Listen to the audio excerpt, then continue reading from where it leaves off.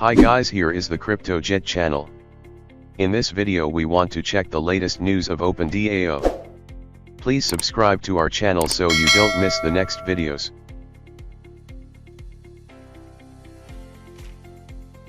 At the end of last week, suddenly a new organization quickly became popular with the crypto community, opendao. And the reason lies in the airdrop of a token called SOS. But what happened? And why is it a topic that everyone talks about? We tell you. On Christmas Eve, what, at the time, some might consider as magic happened, because, before that day, the crypto community had no idea that something like this would happen.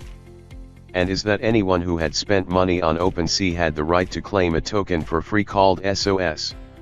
A fundamental aspect is that the amount of SOS that a person could claim would be directly related to the amount of money that they had spent before December 23 on OpenSea. To claim the token, people only had to connect their wallet, for example, MetaMask, to the opendao website, estimate their rewards based on the total number of transactions made in OpenSea and claim their tokens. And, by last Sunday, around 240,000 people had already claimed the token. But, in addition, the value of the token had soared by more than 1,000%. This is critical given that the price of this token rose faster than even some of the most popular shitcoins.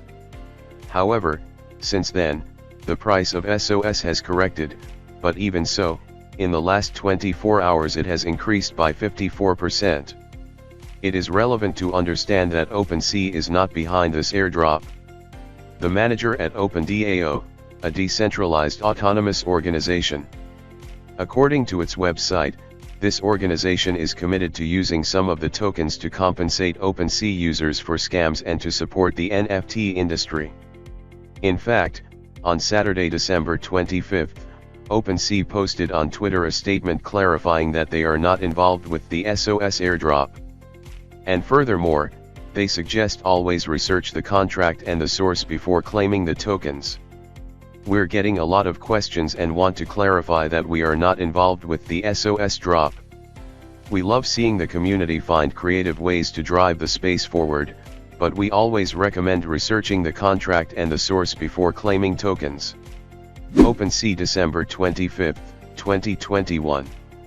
But, furthermore, this organization should not be confused with a stablecoins minting protocol bearing the same name. So who is behind this new organization? The reality is that there is very little information about it. In the Twitter biography of opendao they state that their main collaborator is an anonymous user under the user at 9x9x9eth. On December 25, the user published a tweet with the intention of being 100% transparent, where he assured that he was not receiving any payment from opendao.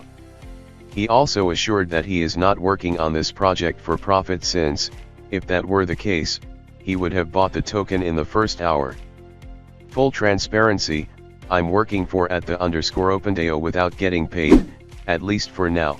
The only way for my financial gain will be by buying $SOS for myself and working my ass off.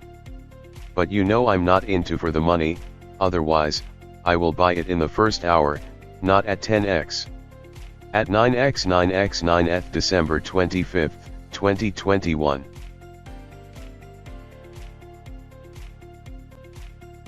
According to the organization's website, the total SOS offering is restricted to 100 billion tokens, of which 50% were designated in the airdrop, 20% will be issued as participation incentives and another 10% to liquidity providers. Likewise, a final 20% will go to the opendao protocol, which, they say, will be used to compensate the victims and support the NFT community. However, the reality is that they have not yet published a roadmap. According to 9x9x9, this is because they are not a company with a roadmap, but a DAO and, therefore, decisions are made together.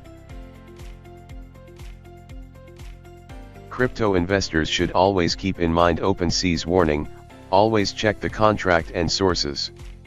The reality is that caution never hurts when it comes to something that seems too good to be true. an investor should never get carried away by the FOMO and, much less, by what others say. So far there are crypto users who ensure that everything seems correct while others believe that there are some flagship networks, or threats, that they should take into account. For example, the smart contract detective known as Zero Squid claimed in a Twitter thread that he found few problems with the code. According to him, it seems safe to claim and exchange the SOS token since there is nothing out of the ordinary about the smart contract. But according to Fabderus, there are some elements within the code that don't look very good. In particular, he found that half of the tokens are in 3 external accounts. And why is this important? According to him, this could mean that the team can at any moment lock in the flow of liquidity and thereby bring the value of the token down to 0.